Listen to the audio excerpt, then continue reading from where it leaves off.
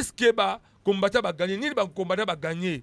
Est-ce réellement ba combattant ba que iyo to ça sengo ke bituma otobunda ko to longola mona mboka Joseph Kabila pour la bomba dictateur Joseph Kabila que tout ça le ba bénéficiaire nango malgré Fachi azali pesa moko la bona IDPS ça la pouvoir yango likambo ke bana ya changu ba sangana ki permet na mona mboka Ibrahim Atenda pour ko luka ko sala jeune mo ya réflexion ya ko sula pour likambo yango mais avant na mona mboka ya Nick to sur likambo yango d'abord to ke na niveau sur la régie pas balancer sur éléments et puis on revient juste après c'est parti la régie.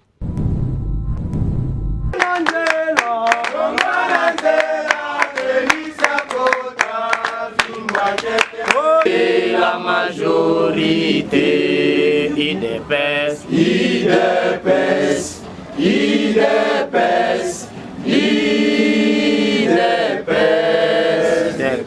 IDPS, IDPS, IDPS, IDPS vaincra. Viva la Ligue des jeunes, viva! Viva, viva, viva! Tshisekedi, héros national, père de la démocratie, en République démocratique du Congo, Félix Tshisekedi, chef de l'État, béton, béton, béton, Biki Rouge, aigle d'Afrique. Chassa, stade de papa Tata Marty, je m'excuse.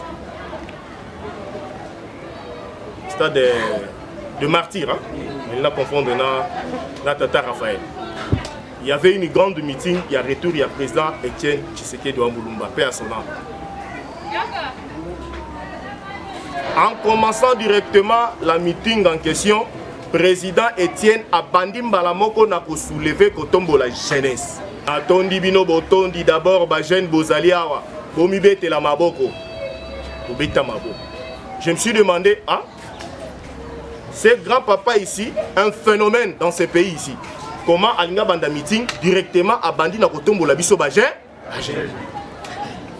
Mais à cette époque-là, la majorité de nos frères jeunes qui ne comprenaient absolument rien, ma collègue Moussous, mais moi en tant que votre président fédéral de la Ligue de jeunes de l'IDPS Tchango, j'avais retenu quand même quelque chose. Et après cette meeting, un jour, je lui ai posé la question. Pourquoi vous avez beaucoup basé de commencer votre meeting en soulevant le nom de jeune, à élever le jeune? Ah oui, fédéral, c'est tout à fait normal, parce que l'avenir de ce pays ou de cette partie, ça vous appartient. Alors qu'il va chercher des coups les matins. Et depuis ce jour-là, je me suis dit que non, dès ce moment, je me comporte en conséquence. En connaissant déjà que je suis un haut cadre dans les jours à venir dans cette paix. Que personne vous trompe, chers combattants, chers combattantes. Moutounion soit contre la partie politique Mogo, moyennant un intérêt. Ils ont été. Binonion sont des boyens à l'IDPS, ça, à l'IDPS pas. Tous ça va hypocrite, tout le la vérité. Nana ya l'IDPS qui n'a pas de l'IDPS vaguement. Personne. Tu as un intérêt à l'état des droits. Démocratie Vanda, à l'époque de Mobutu, maltraiter les gens, ainsi de suite. Tu es Kabila, les aussi battés, tous ont continué l'élite. Ils ont été. Il y a mis balai, ils ont même la carte de signification à partir de l'Abisso. Ils ont la démocratie. Il y a un état des droits. Progrès, il y a Marambébélé, il y a vie sociale, ainsi de suite. Ils ont été. La vie sociale, les gens Marambébélé, Damas, il y a la carte. Moussa la pèse à la carte. Hôpital, il y a la carte. Parce que médicaux, il y a gratuit, il y a Masolo, il y a Jean-Marie Lecoulas. La poteuse a déjà un restaurant au Félé. L'assistance sociale les amis. Et c'était dit à ça même Mindele, appliquer socialisme dans Bamboka na bango lelo baza bien. Et biso pe to mona ki vision à papa Etienne Tshisekedi ezaki pena vision moko génial. Yango to apprécier ki yango to yeki moyennant toujours un intérêt. Même muto ensemble la nzambe na intérêt. D'accord si? Oui. Est-ce que président Félix Nandenga yebi ba jeune ba ndai ko travailler n'importe quoi na tout ça là ba terreur marsola ndenge na ndenge to vibrant ba changwa. Est-ce que Lelo Félix n'a pouvoir 3 ans akobo sana biso? Mais ce qui m'a kambo ezo simbate tisikoyo ezo umela. Est-ce que bozo mona teke ba ngunya ba tonité mama be baza pembeni na ye? Est-ce que na kosi? Mais pour la batuana ba comprendre que na kwa moko boye ezo simbate présent comprendre. Revendre na ndako no vandi ezo sambela ka nzambe. Hein? Il faut vibrer, il faut pas parler. Et c'est pour cela que nous réclamons aussi nos droits. Vous comprenez? Nous avons réclamé pas droit nabiso. Pas droit nabiso to bundelaki. Pas tout bailler l'IDPS dans 3 jours, pas comme ministre. Vous avez l'IDPS dans 3 jours à comme CPA, DG, conseiller. Est-ce que c'est normal? C'est normal. Donc on tire à bloc en maladie. Tout ce qui est dans mon condi. Ceux qui a bossé en abisso, à Kanisa biso, à Kanisa talo pango à Vandaka, un certain le 25 octobre. Là on a commis président et tout PCN a prophétie. Nengo bimi obimina pouvoir. Ceux qui perdent abeti mandat mango yo robet et Aniba. Aniba. DPS viva. Viva. Il est là. Nous sentons que notre avenir est un peu sombre. DPS viva. Viva. Avenir là c'est comme il sombre. Mais tout le monde dit jamais comme sombre. Ils ont été. Oui. Ok, pas ministre Moko Boye. Au côté audience, ministre Azo, comme il a 8h, ministre Azo est en 21h. Les Konangaï, ce qu'on a mon ali pâté. Ce qu'on a diabétique. Hein? Ou toi tension, hypertension. Au soukad. Oui, peut-être dans transport à PAM. Ceux qui paient un biotéo prochainement. Au long Gombeti, Ingasanti Maloué Kamakol. Pour la ligne moté Mamabe Yabo, on va plus lâcher. Donc on continue la pression parce que jeunesse nyonso ye moka lobela ki ngo tanga zu pouvoir na Union africaine abi jeunesse ya ko ka pression na mon continent été aza jeune moko faiblard. Et nous ne sommes pas des faiblards, nous sommes de vrais combattants formés par Etienne Tshisekedi do Mulumba. Maboko pona papa Etienne. Voilà. Moi na mboka yani ki otu kozala ki témoin. Vous avez vraiment témoin. Tant que taliban de quoi il est passé au singé le oyo. Tous les battés, et comme on a des secrétaires généraux là. Il faut pas juste tout le monde mboka Ibrahim sang ici. À ça bien que ba sangana ba me ko sala ko conseiller esprit na bango. Par rapport à mon boto bazu oyo. La peste bon on a félicitations. Mais il y a autant que les journalistes sont présents. Analyse nous surtout. En tout cas, moi na mboka l'indewa nayoka ki participer mawa. Comme on a jeunesse il y a UDPS.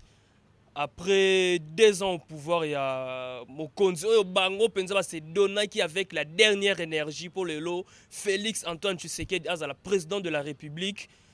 Bango Tiloba s'est retrouvé teza participé mawa. Et mon amboka l'indewa. Ils a passé. Jeune il y a UDPS Tchangou. Lobby à venir na bango ils a très sombre.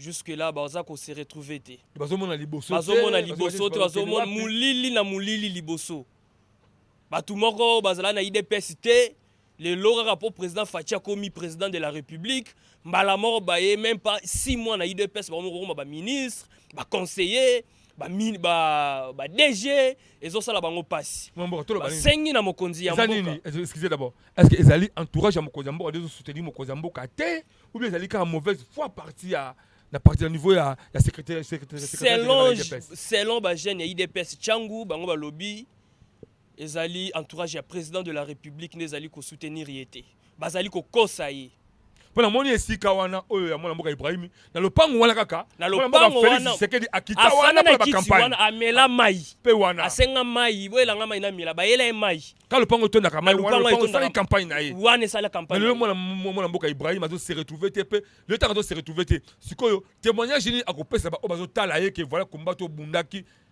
résultat bon malheureusement basengi na président de la République bazaka na posa kokota ba ministère te bazala ba projet de société basala na IDPS oyo ko voir même que ça ba société loko la Transco et engagé pe ba combattant na ba société wana mais jusque là et le remonter au salaire même que si la monsieur va marcher va passer belé et le comment va travailler le fait pas se retrouver ba bouler à trop ba risque ba vie belé ba kufi ba tiki ba témoignage ça ma kilobi ngai poto bo komona na ngana sauter terrassé ba nolanda biso na koka sauter terrassé te likolo dinaka na zoka pe la pouvoir ezaki ya masasi zo beta ma ba voir même batu bakufa mabande ko bazo se retrouver pona kolongola ndeko Kabila ko kwesa ka régime wana kwesa régime wana lelo ndeko Fatia ye entourage azozala na bango en tout cas jeunesse ya Tchangou balobi bazo kosa président de la République président afongola mis à s'impliquer personnellement pour la jeunesse. Mais tout ça, mon accord, quand il y a IDPS, et bien, la séance était. Je sais très bien que oui. L'avantage au Mokozambo européen, ça, et vous avez pour la IDPS, c'était.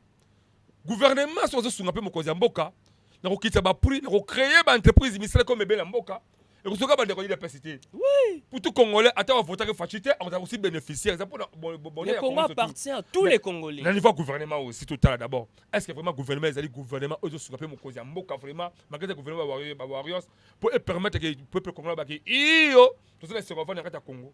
En tout cas, moi, Namboka, l'un Dewa, ngai jusque-là, naza ko croire na gouvernement parce que moni, je suis un patriote congolais. Ton ami Bengaka, Yannick Leka, les patriotes congolais, ils ont raté pour na ko souhaiter ma bé pour Namboka. Non.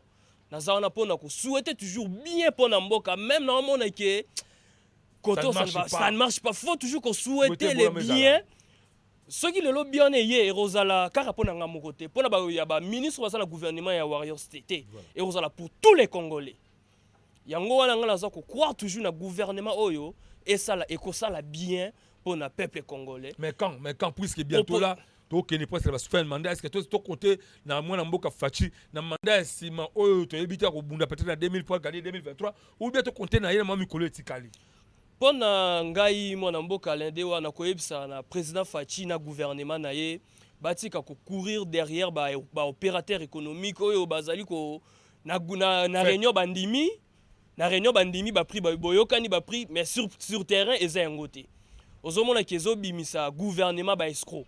Ezo ça la propreté na miso population. Yango wana proposition na ngeza boye. Ba tika ko courir derrière ba opérateur économique. Moi na mboka lendewa. Est-ce que gouvernement et RDC zangi nini po esomba bateau de pêche et que na ko pêcher ba mbisi.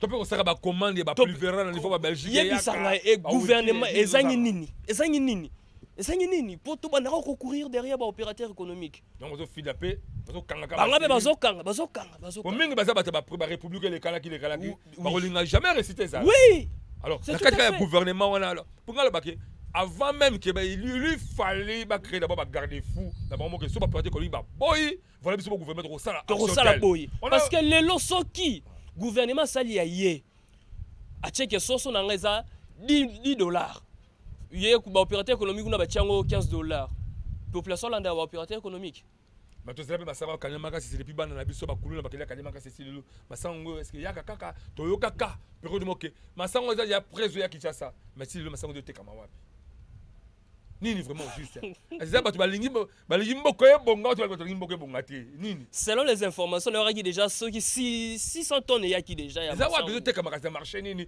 na zando nini ngai ko somba ta ekolo même atana 1000 atana 500 francs ne yozo luka nenga pe na zo luka Kicha sab makambo Congo makambo atukambo kabankambo que toni makambo mona mboka yani to mboka vraiment na suka to si vraiment na nous to lobby awa s'il faut clôturer maloba mais ça la caméra yango là message nous ko lancer ngalingi d'abord on lancer message la population pour la population c'est soutenir gouvernement oui. Et en plus na ba autorité bazo kamba mboka caméra yango en tout cas bana mboko nyonso bozali kolanda ngai Yannick Leka en tout cas bon continuer ko soutenir vision ya président de la République pour azali ba vision azali ko sala makamba azali ko sala eza pona famille na yete ezali pona biso nyonso ba congolais soki lelo Congo bongi et ozalaka ka fier na biso naro benga pe lisusu ba kinois en tout cas mentalité na insister mingi na mentalité ba kinois Oromona mutu azlongo li fulu akiabwaki na terrasse lobi soki mbule betima etelemi bangungi baboti akomi ko benga gouverneur en tout cas total la paix mentalité ya biso moko